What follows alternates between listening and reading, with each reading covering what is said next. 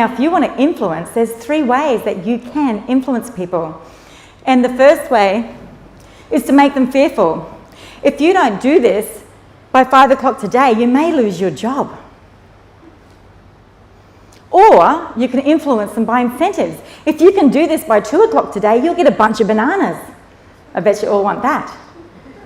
The problem with incentivizing people is everyone will want something different, even in this room. So the third way that you can influence people is actually through creating certainty. Let them be certain of you.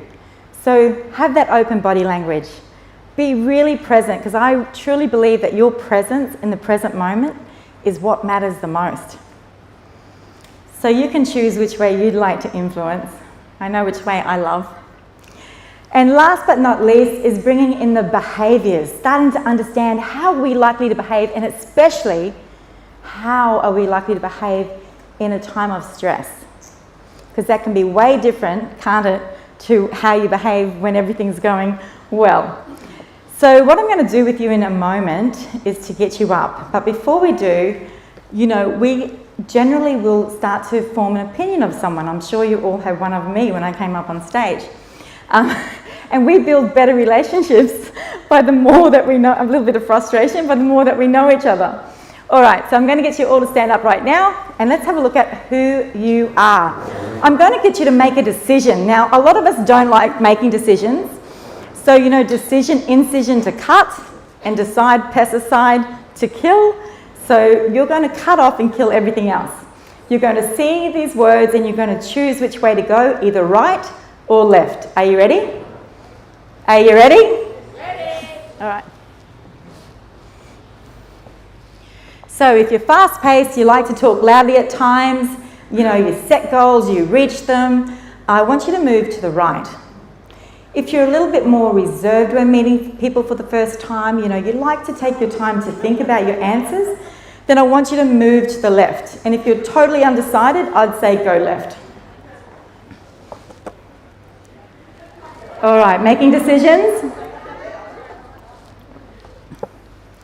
All right, so the next thing, this is not for you people on the left, this is for you on the right now. Are you ready?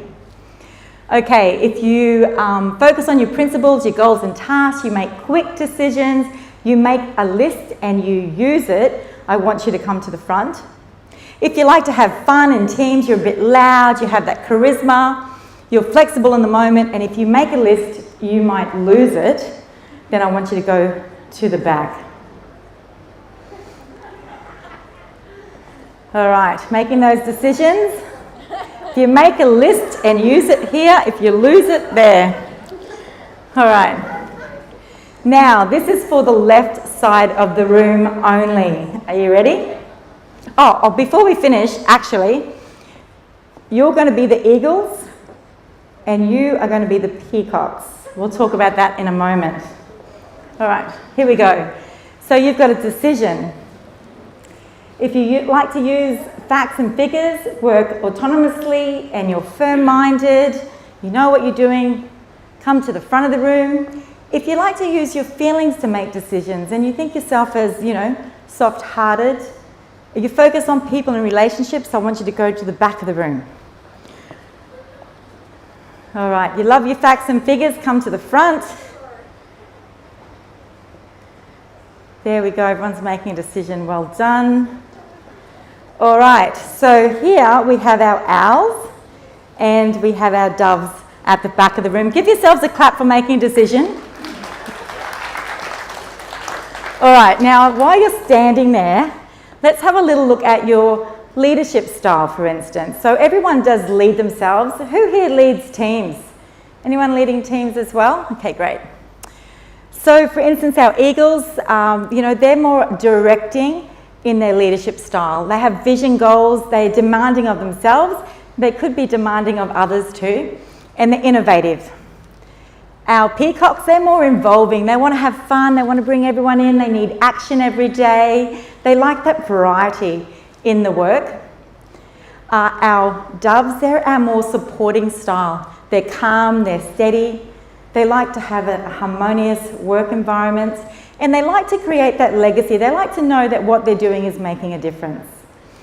And then of course we have our owls. They love structure. They like you to follow those dot points and those rules. Yes. They're overseers, so they make sure that everyone else is also following those rules. And they're great and stable in leadership positions. So there's no right or wrong style. As you can see, they're just different. This is using the DISC method, and I love it because it's very simple.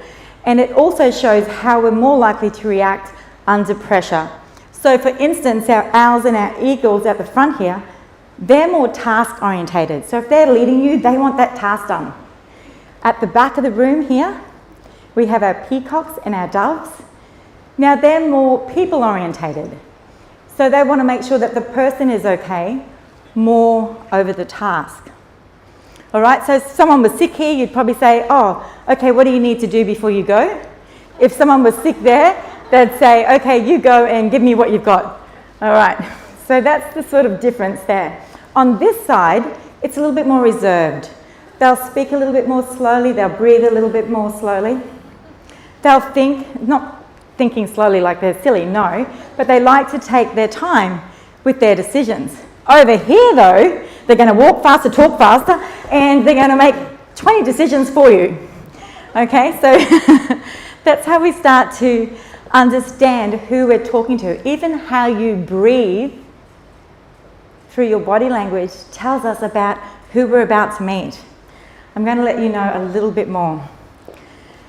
Over here, with our eagles, they're a little bit more dominant, which means they're straight shooters. They'll tell you how it is, and when they come for a handshake, it's probably going to be a bit firm.